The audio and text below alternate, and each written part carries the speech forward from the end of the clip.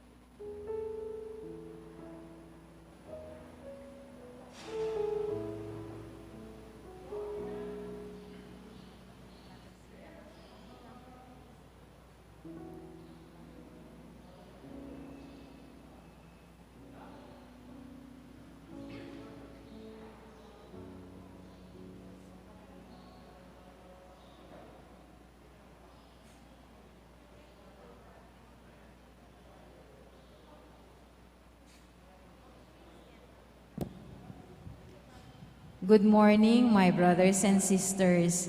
In today's celebration, let us include in our prayers the intentions of the following: Thanksgiving, Bong and Ferry Ramirez and family, Luz Bondok, Eric Winnie Gopez and family, special intention, Violeta Matic and family, Neil Erwin Gopez, healing, Roberto and Irene Capulong, Irene Pabalan and family, Francisco and Arcadia Tolentino, good health, Rowena Ahento and family, Vicky Matic and family, Joff and Yuan, for the souls of Benjamin, Crescencio, Silvestra, Ezekiel, Orlando, Benigno, Ireneo, Dominador, Cristina, Avelino, Alejandra, Jerwell, and EJ.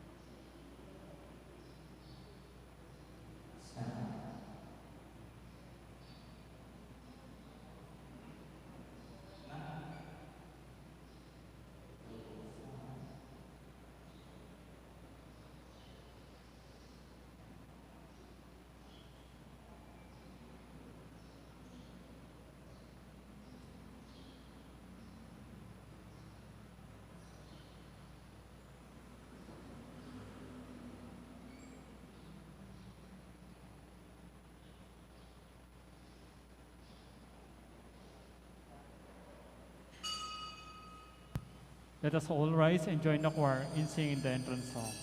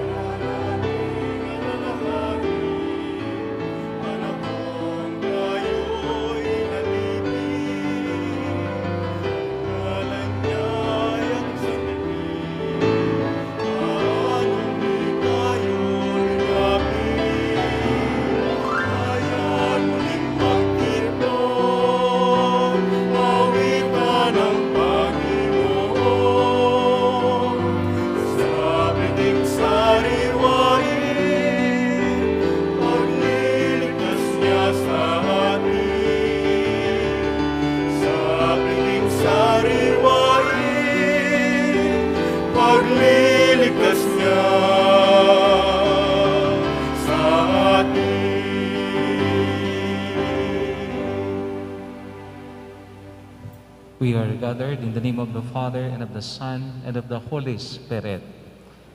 The grace of our Lord Jesus Christ, and the love of God, and the communion of the Holy Spirit be with you all. and with your spirit. Good morning, my dear brothers and sisters. Good morning, Father.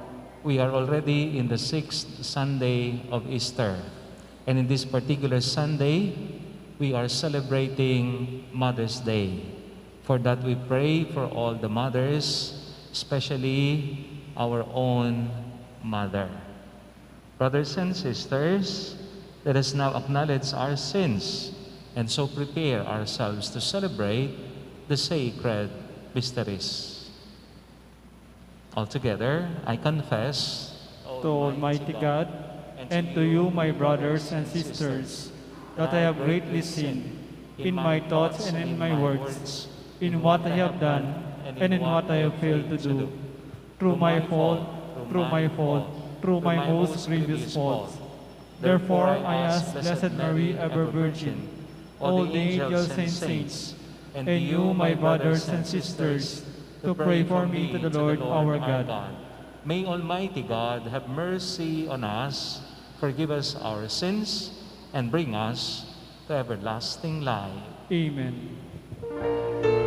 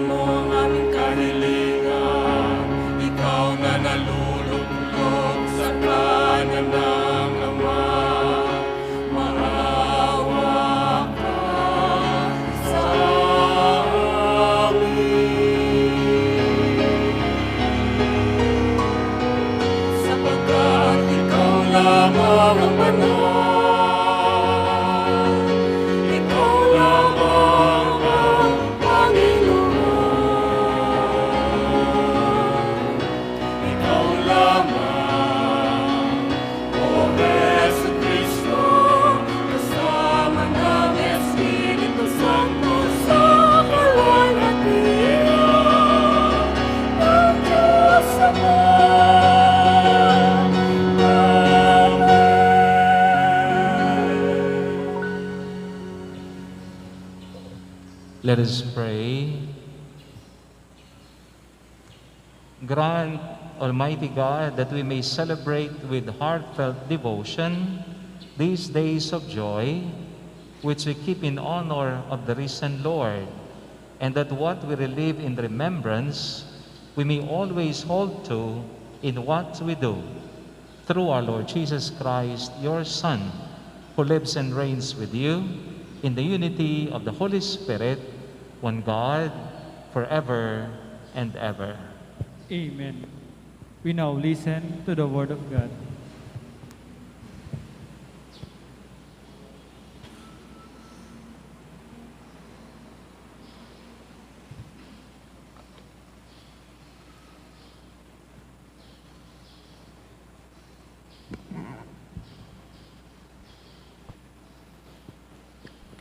A reading from the Acts of the Apostles.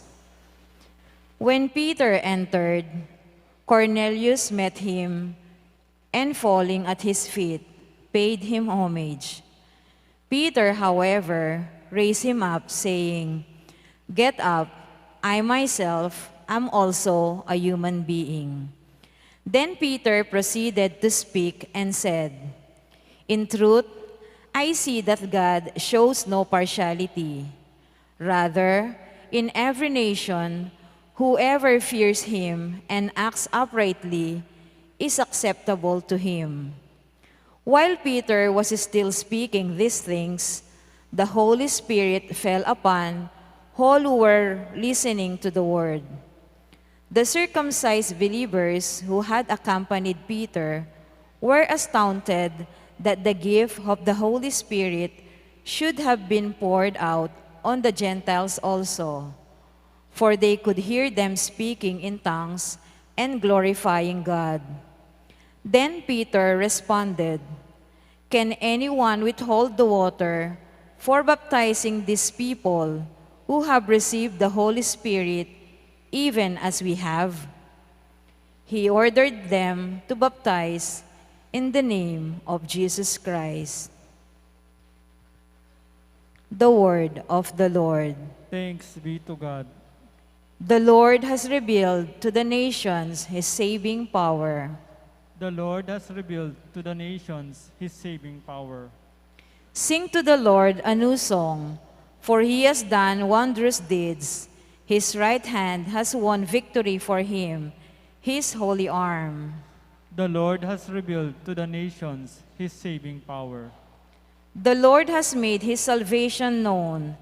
In the sight of the nations, he has revealed his justice. He has remembered his kindness and his faithfulness towards the house of Israel. The Lord has revealed to the nations his saving power. All the ends of the earth have seen the salvation of our God. Sing joyfully to the Lord. All your lands, break into song. Sing praise. The Lord has revealed to the nations his saving power.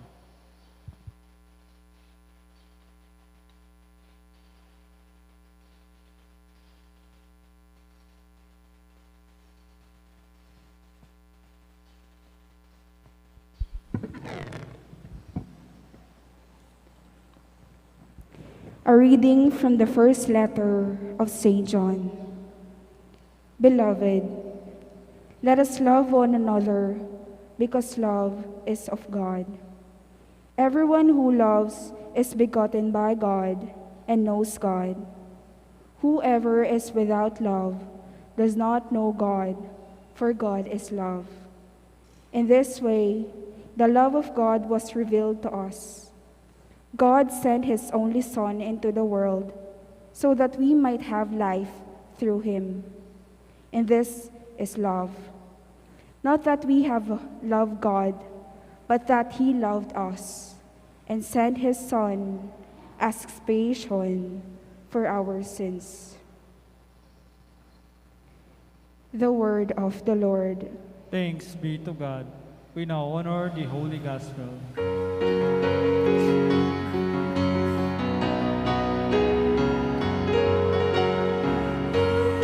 Alleluia, alleluia,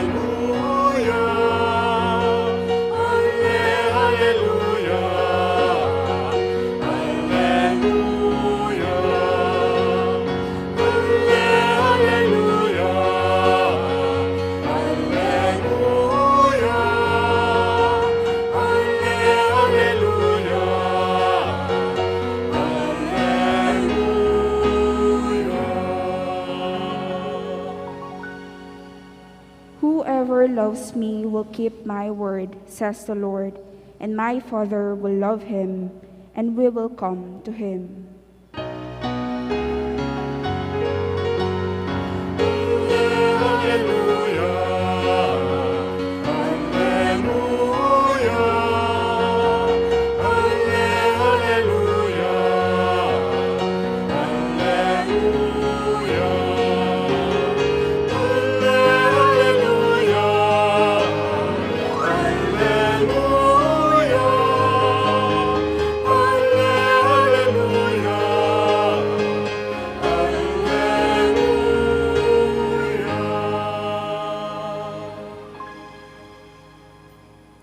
The Lord be with you.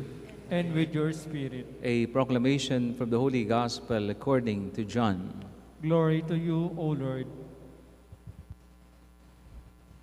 Jesus said to his disciples, "As the Father loves me, so I also love you. Remain in my love. If you keep my commandments, you will remain in my love, just as I have kept my Father's commandments and remain in his love. I have told you this so that my joy may be in you, and your joy might be complete. This is my commandment: love one another as I have loved you. No one has greater love than this, to lay down one's life for one's friends. You are my friends if you do what I command you. I no longer call you slaves, because a slave does not know what his master is doing. I have called you friends because I have told you everything I have heard from my Father.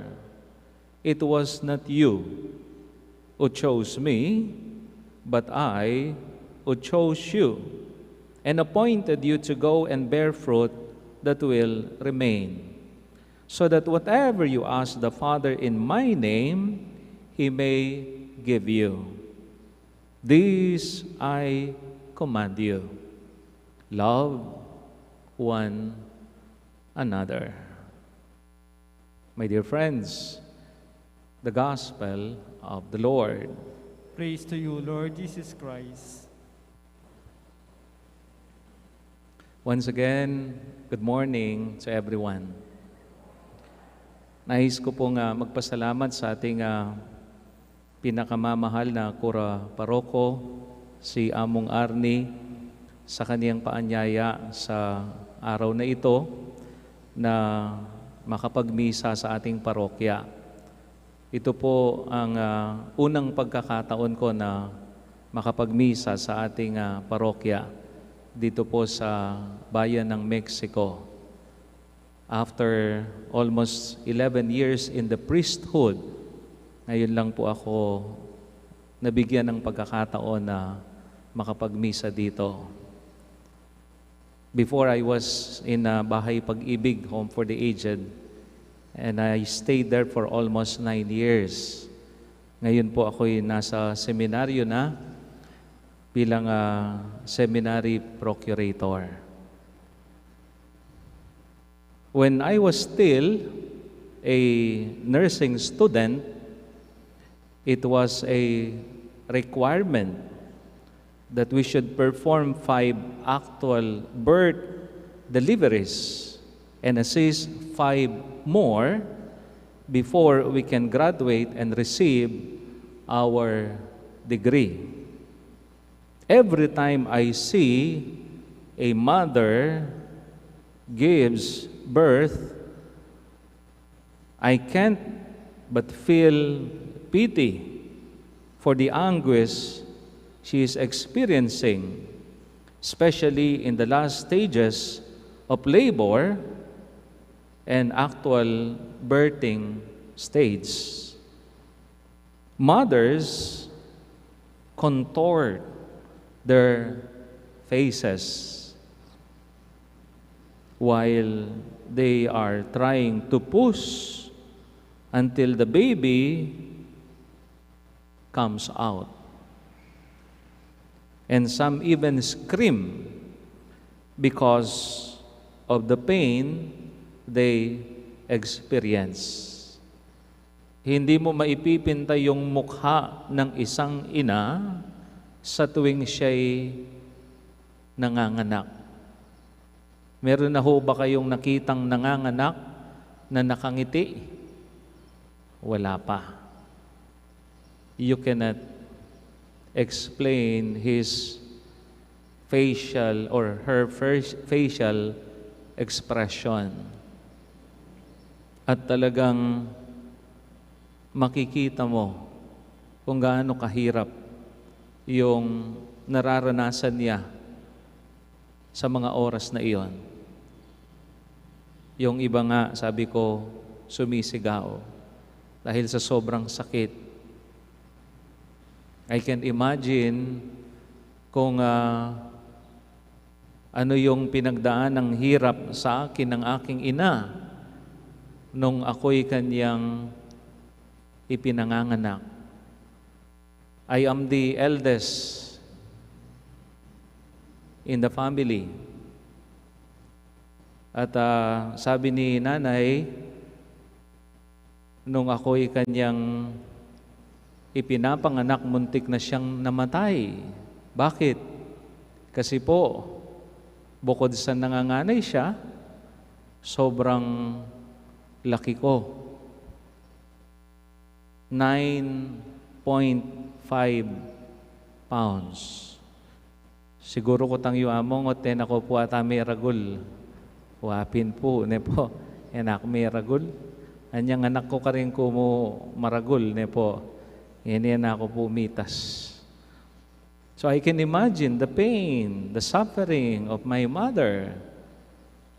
Sabi niya, muntik na akong mamatay nung ipinapanganak kita. Kaya naalala ko nung bata ako, kapag ako'y nakakagawa ng mga bagay na maaring ikasakit ng damdamin ng aking ina, kaagad niyang sinasabi sa akin, mayapang eda naka-pisit nga na, pisit pa mo, ne? Mayapang eda naka-dinayas nga nang makanyan. Siguro nasasabi lang niya yon dahil sa sobrang tigas ng ulo ko. Pero nagkakaunawaan tayong lahat na talagang hindi biro ang panganganak. Sabi nga kapag buntis ang isang ina, yung kanyang isang paa ay parang nasa hukay. Why? Kasi hindi niya alam kung magiging maayos ba o hindi ang araw ng kaniyang panganganak. However, as soon as they see their babies after the umbilical cord is cut, all the anguish and pain are wiped out and replaced by the sweetest smile and joy that she no longer remembers the pain. Tutuboy ta? Potang dimdam yun po bosesing anak yo at pinatong daneking saluyo, makakalingwan itang sablang kaplas, itang sablang sakit. Kaswerte yo po, kayong makaranas kaniyan. Kami po, may aranasan yan. Maswerte kayo po. May dinan kayong pamikatago na ranasan yan. I remember this experience because today, as I have said, we are celebrating Mother's Day. Today we honor all the mothers, living and dead. At the same time, we are expressing our gratitude. Our gratitude. We are grateful for all the love they have shown us. Itamongan po at intamongan indo. At itamungan may karanas tamo king lugod ning meto nga indo. That is why today we pray for all the mothers, especially our own mother. One time when I was assigned at Bahay Pag-ibig, Home for the Aged, I was invited to celebrate Mass in a birthday celebration, 85th birthday. Bahay Pag-ibig is the beneficiary of the said birthday. In the program, before dinner, tinawag po yung birthday celebrant ng MC at tinanong siya ng MC bago po yung blowing off the candle. Ang tanong ng MC, "Mami, what is your wish?" Pwede bang malaman yung wish nyo? Sabi ni Mami na 85 years old, "Yan naman, nga na. Yan naman." Hindi ho maunawaan ng MC. Ano po yung ibig sabihin yung "yan naman"? Yan naman yung wish ko. Na ano po yung wish yo? Sana ding anak ko may kakalugod la parati. Sana ding anak ko may kakalugod la parati. Wow! Hindi ho hiniling ng inang ito na sana maging bilyonaryo, na sana maging matagumpay ang lahat ng kaniyang mga anak. Bagkus, ang lagi niyang hinihiling sa tuwing siya'y nagdiriwang ng kaniyang kaarawan, sa araw-araw na ginawa ng Diyos, ang kaniyang hinihiling at hinahangad ay ang laging magmahalan ang kaniyang mga anak. At yun ay sapat na sa kaniya, na nakikita niyang nagmamahalan ang kaniyang mga anak. Hindi ko alam kung sasang-ayon kayo sa inang ito. Totoo nga naman na kapag nakikita mong nagmamahalan, nagbibigayan, nagtutulungan, nagpapatawaran ang inyong mga anak, daig mo pa ang mayaman. Alam po nating lahat na maraming mga pamilyang mayayaman, pero hindi ibig sabihin nito'y sila'y nagmamahalan. Meron po akong kakilala, bilyonaryo.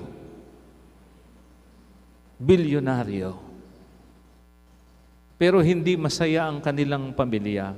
Bakit? Kasi hindi nagkakaunawaan ang mga magkakapatid. Nagdedemandahan sila. At hindi pa sila nakontento. Dinimanda nila ang kanilang ama. At yung ama ay nagdemanda rin sa kaniyang mga anak. At yung mga anak gusto nila maghiwalay ang kanilang mga magulang. Ano ang punot dulo? Pera. Properties. Hindi ibig sabihin mayaman tayo ay masaya na ang pamilya natin. Yung sinabi ng isang inang ito, ang hangarin nawa ng bawat isa sa atin. Oo, kailangan natin ng kayamanan para mabuhay sa mundong ito. Pero hindi lahat ay naibibigay ng kayamanan, ng pera. Ang pinakamahalaga sa lahat ay ang nagmamahalan tayo. Ito ang hangad ng lahat ng ina na nakikita nilang nagmamahalan at nagkakasundo ang kanilang mga anak. At ito rin ang hangad ng Diyos sa bawat isa sa atin. Siya bilang ating ama o ina, tayo na kanyang mga anak, masaya siya kung nakikita niyang nagmamahalan tayo. At ito ang sinasabi sa atin ng Ebanghelyo ngayong linggong ito. Jesus said to His disciples, "As the Father loves me, so I also love you." Kung gaano akong iniibig ng Ama, kung gaano akong mahal ng Ama, gayon din naman ako sa inyo. Mahal na mahal ko kayo. Dito po makikita natin na very expressive ang ating Panginoong Hesukristo. Parang mga babae, no? Gusto ng mga babae ganyan. Yung expressive, yung kanilang mga asawa. Maliban sa alam nila na mahal sila ng kanilang mga asawa, gusto nila nakikita nila ito. Gusto nila naririnig nila ito. Minsan tinanong ko yung isang kaibigan, sabi ko, when was the last time you said, "I love you" to your wife? May ngamos siya. Anya pong magloloko among. Anya pong segot na ako. Ang tagal naman. Yung mga babae gusto nila, naririnig yung magic word na I love you. Ganyan din ang Diyos. Very expressive siya. As the Father loves me, so I also love you. Kung papaano akong iniibig ng Ama, gayon din naman ang pag-ibig ko sa inyo. At ano po ang pinakamahalaga na sinabi ni Jesus sa Ebanghelyo? This is my commandment.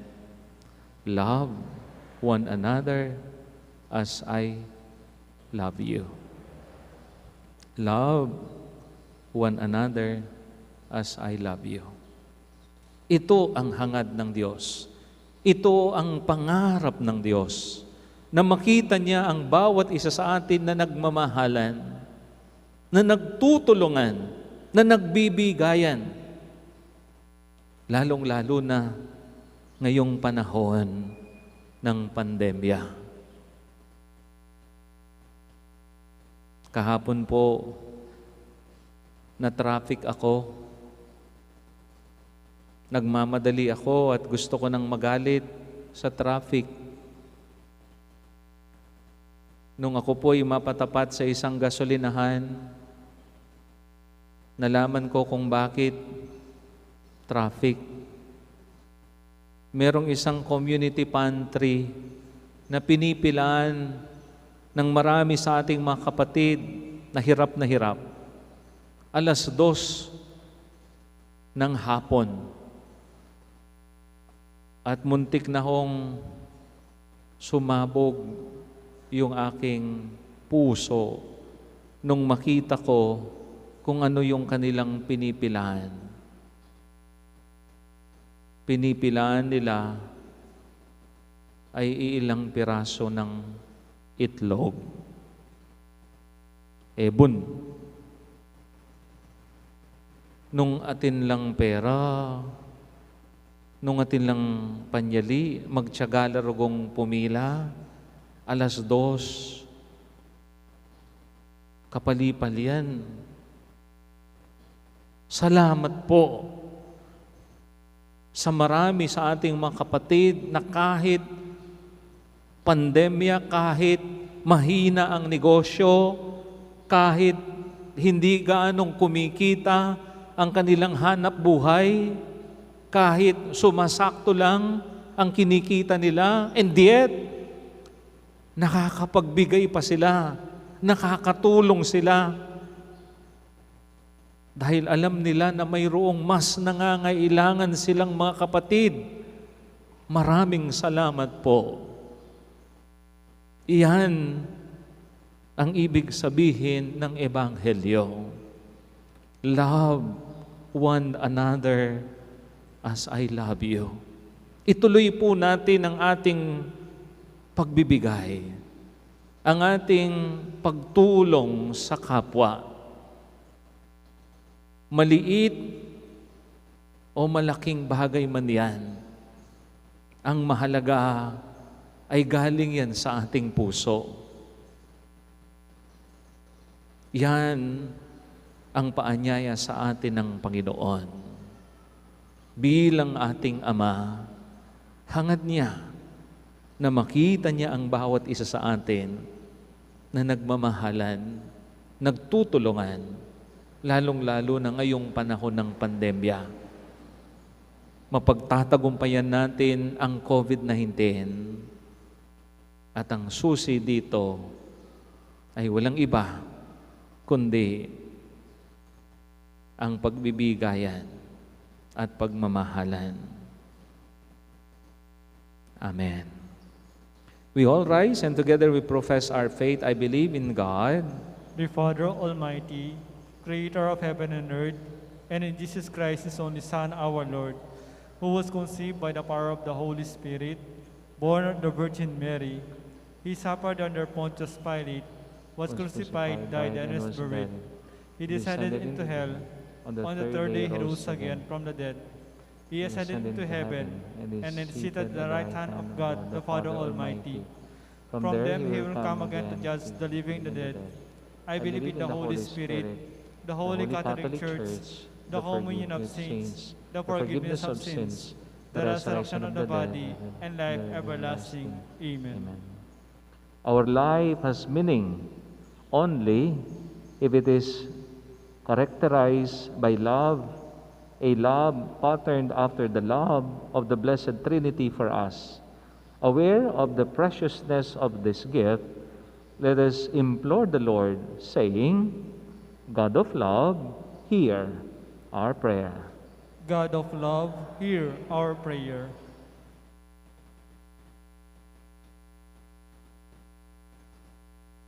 For all Christians of all denominations, may they find in their common love for Jesus the inspiration to love one another as He commanded us. Let us pray. God of love, hear our prayer. For the Holy Father and all other spiritual leaders, may they always be united by the bond of love as Jesus is united with the Father. Let us pray. God of love, hear our prayer.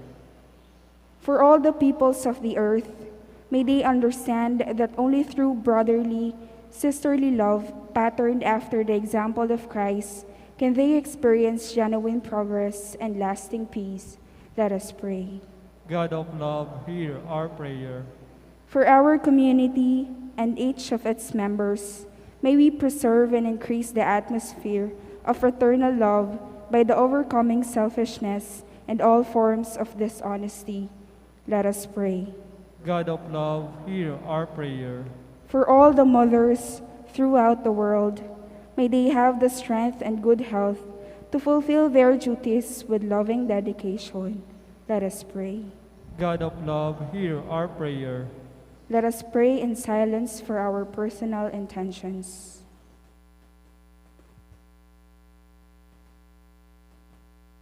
Lord Jesus, may all our actions be done out of love and with love, and thereby make present on earth the love that binds you to the Father and the Holy Spirit forever and ever. Amen. Dito po makasadyang mag-love offering, malyarita na po magpilak in libutan.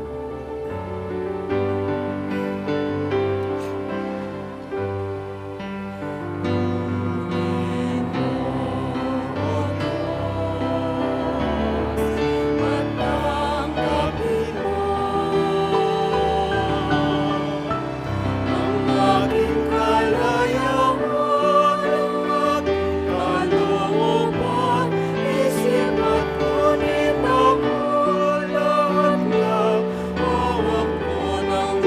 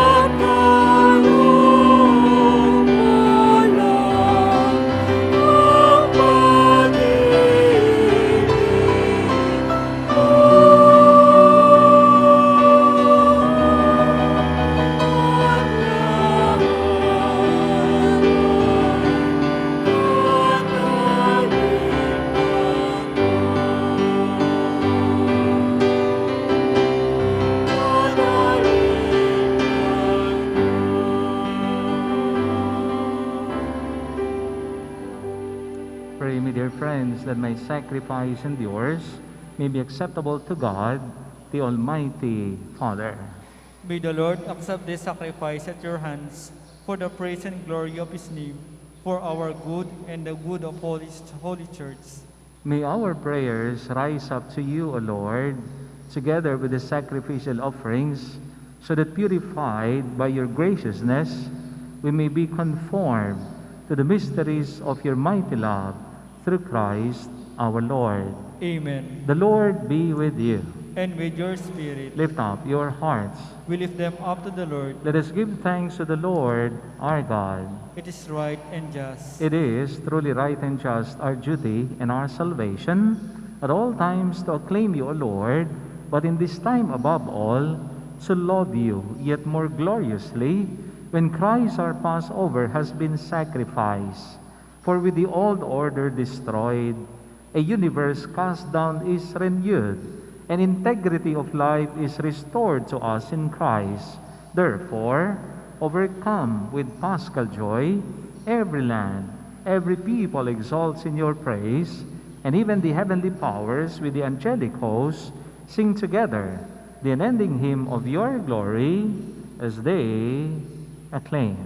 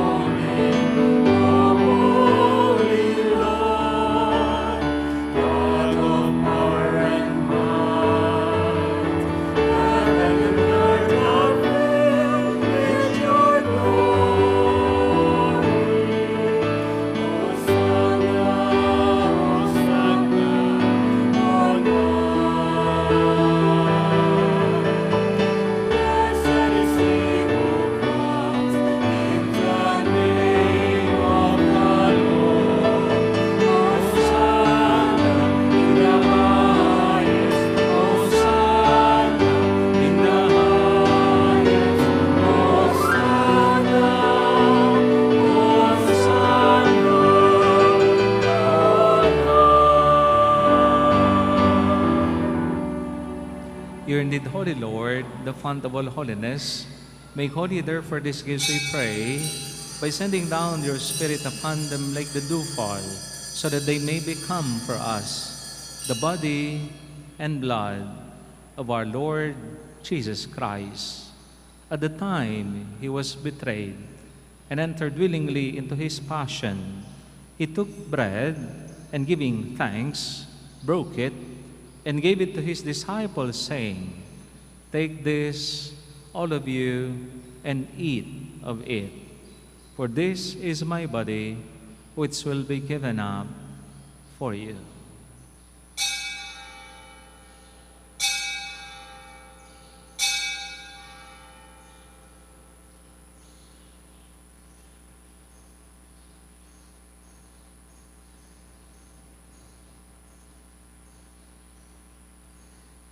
In a similar way, when supper was ended, he took the chalice, and once more giving thanks, he gave it to his disciples, saying, "Take this, all of you, and drink from it.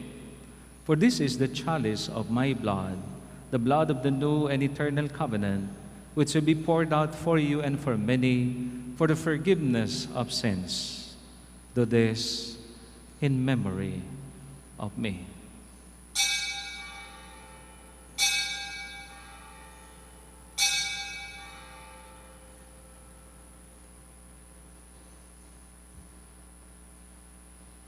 The mystery of faith.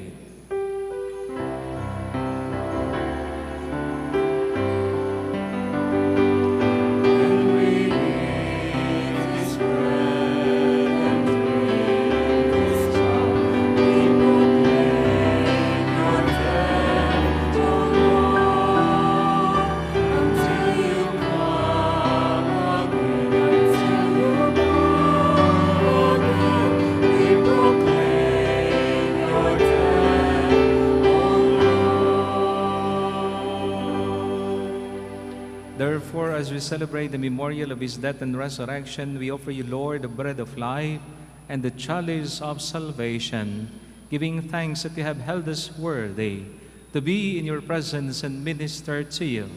Humbly we pray that partaking of the body and blood of Christ, we may be gathered into one by the Holy Spirit. Remember, Lord, your church is spread throughout the world and bring her to the fullness of charity, together with Francis, our Pope, Florentino, our Bishop, our religious sisters and brothers, and all the clergy. Remember also our dear brothers and sisters who have fallen asleep in the hope of the resurrection, and all who have died in your mercy. Welcome them into the light of your face. Have mercy on us all, we pray, that with the Blessed Virgin Mary, Mother of God, with Saint Joseph, with the blessed apostles, and all the saints, especially Saint Monica, who have pleased you throughout the ages, we may merit to be co-heirs to eternal life, and may praise and glorify you through your Son, Jesus Christ. Through him, and with him, and in him, O God, Almighty Father, in the unity of the Holy Spirit, all glory and honor is yours forever and ever.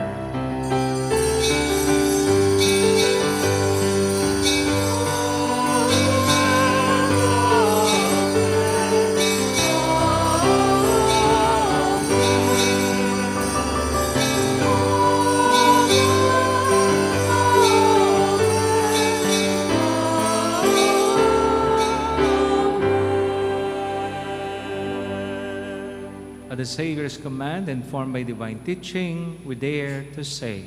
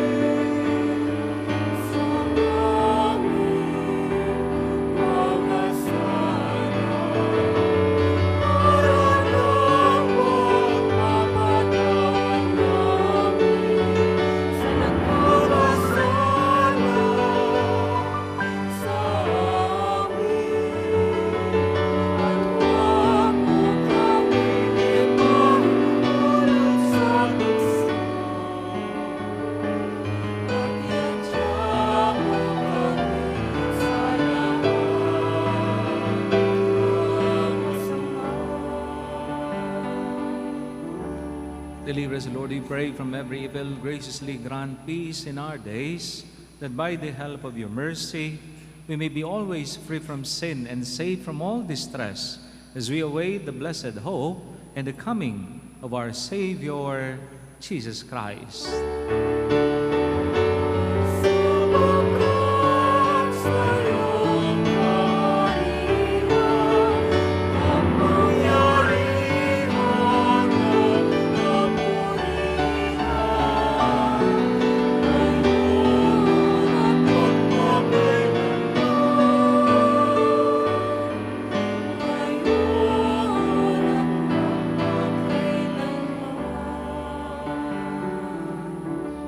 Lord Jesus Christ, you said to your apostles, "Peace I leave you, my peace I give you.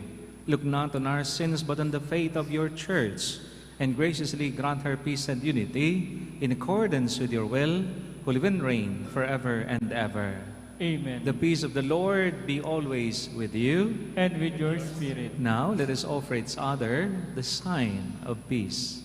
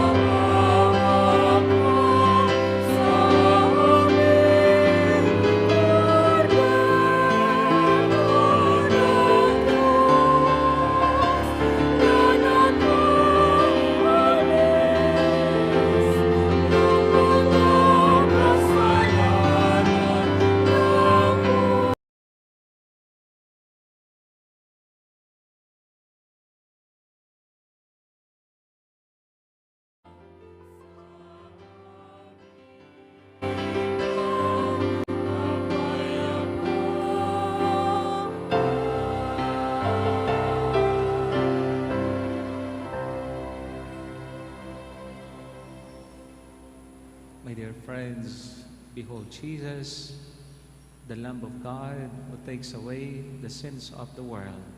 Blessed are those who are invited to receive Him. Lord, I am not worthy that you should enter under my roof, but only say the word, and my soul shall be healed.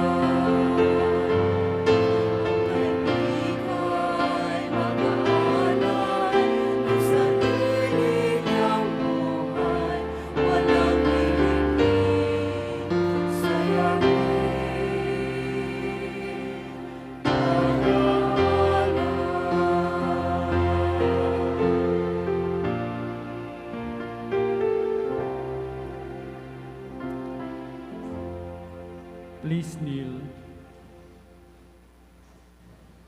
Prayer to Saint Joseph. All together.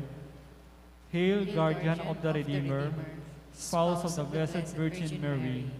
To you God entrusted His only Son. In you Mary placed her trust. With you Christ became man.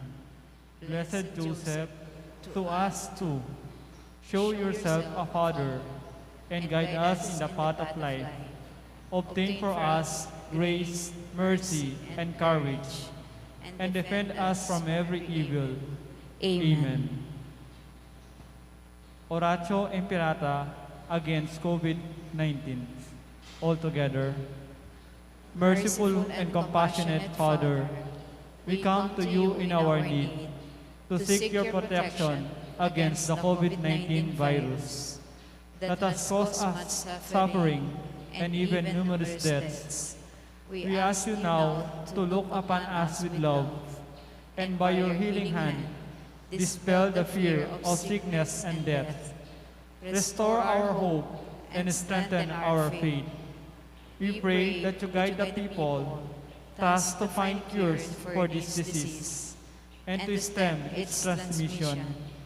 We pray for our national and local officials that they may choose and procure only the most effective vaccines, transparently and only having the good of citizens in mind.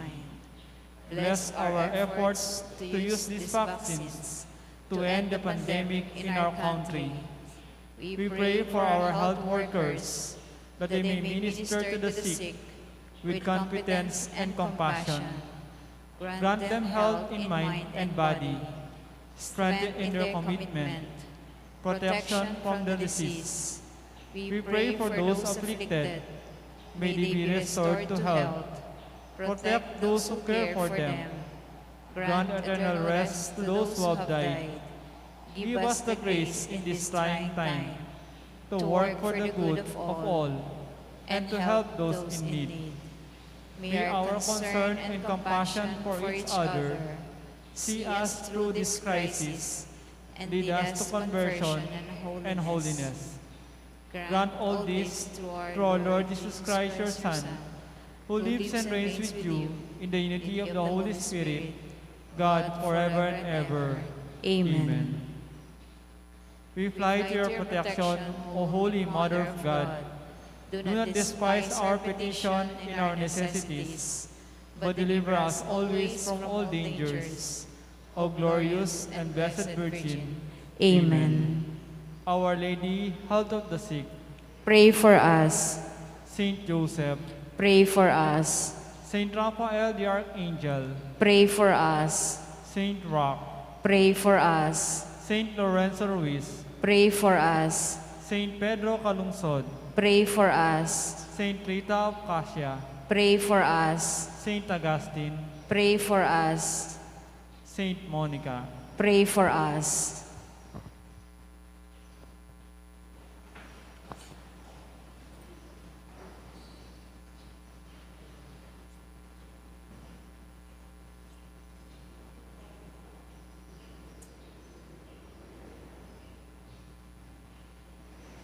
Pray.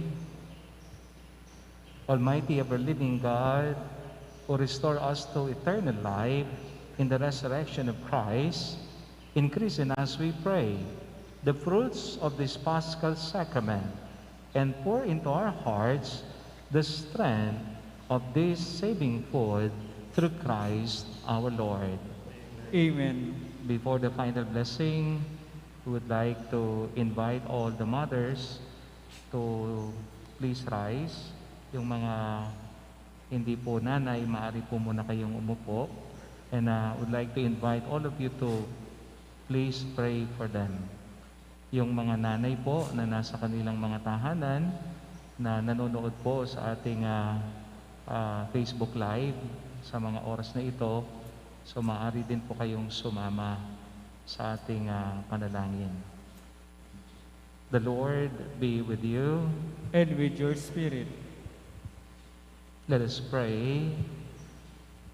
Lord, you will that every man and woman be conceived and be born by their mother in her womb. When your own Son was made man, he too was conceived by the power of the Holy Spirit in the womb of the Blessed Virgin Mary, and when the time came, he was born like us from a woman. Blessed all your daughters, all our mothers, living and dead. Deliver them from all harm, from all sickness, and from heavy burdens. Grant them health in mind and body, and give them a strong resolve. Grant them patience in caring, guiding, and teaching their children.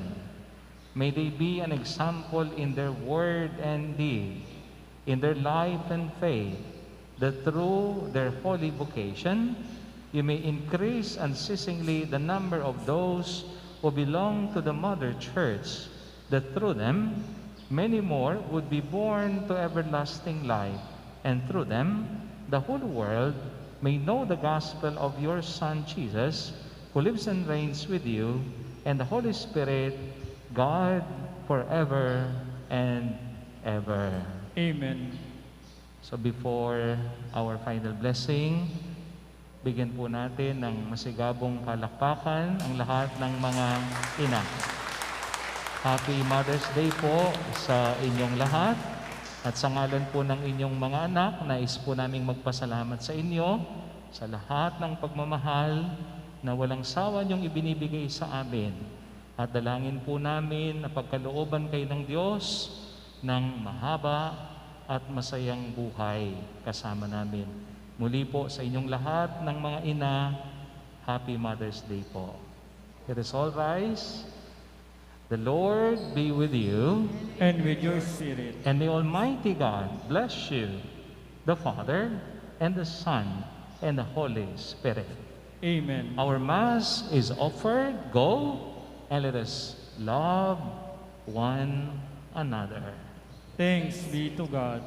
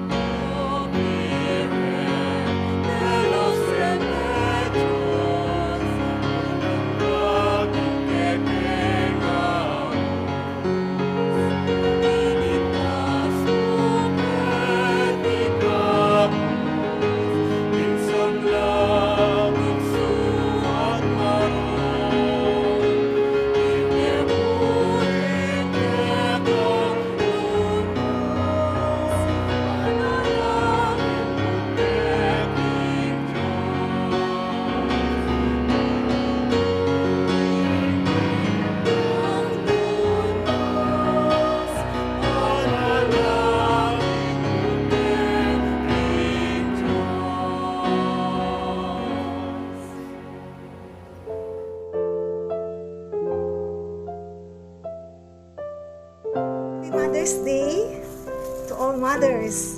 Idaki kaya po kaya kayo imbungan ng pamigunam ko bilang Indo at bilang anak ng Maria, ing Birhen de las Remedios, akaya katamungan Indo. As a daughter of the Virgin, Mary taught me the virtues that make me a good mother. Her visit to us in this DALO Balen strongly impresses on me her Christian character, interceding to her Son Jesus in a silent and serene presence with her spouse, Saint Joseph. I am not physically around to honor the holy images in our parish church, but the Holy Family is ever present in my home, blessing me and my family 24 hours a day. In one of the live stream videos, Bishop Socrates Villegas left in my heart Mary's example of faith, magnanimity, and mysticism. Mary's obedience of faith and keeping all things and pondering them in her heart taught me that loving God at times makes someone withdraw from the world in order to reflect and savor God's blessings poured upon us in good times and in bad times. I have had many good times and also worse times in my family, especially during the 10-year sickness of my husband till he succumbed to heart failure in May 2019. If there is one thing that I find most invaluable in my sorrows and pains, it is none other than the abiding presence of God and Mary. The rosary, which I held during those terrible times, kept me hoping and believing in God's love and providence. The best gift that I gave my children, especially during these worst times, is faith. And the best example that I model to them is fidelity, for better or for worse, in sickness and in health, for richer or for poorer. Till death, I was there for their father. I have only 2 sons. Joseph, the younger one, still single and turning 32 this coming month, once posted on social media that the reason why it was taking time for him to get married is that he's just looking for someone like me. Oh, what a compliment. And JJ, my elder son, always very protective of me, would always affirm me, and once cried, "Mami, huwag kang magkakasakit. Mamurit ko rugo." I think being the best mother that we could be to our children is to be the best wife to their father. After all, that is our vocation, the vow we pronounced on the day of our wedding. This is the essence of Mother's Day, which we celebrate today. Virgen de los Remedios, bless all mothers that we may imitate you. Santo Cristo del Perdon, pakaluluan mo kami. San Jose, panalangin mo kami. Santa Monica, ipanalangin mo kami. Amen.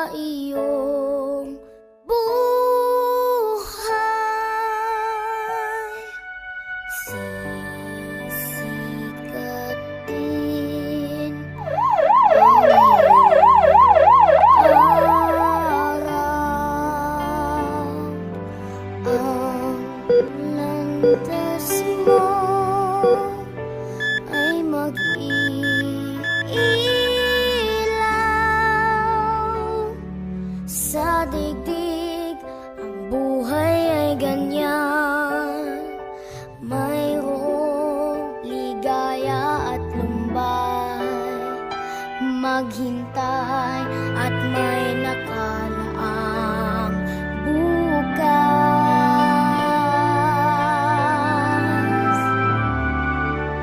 May bukas pa sa iyong buhay.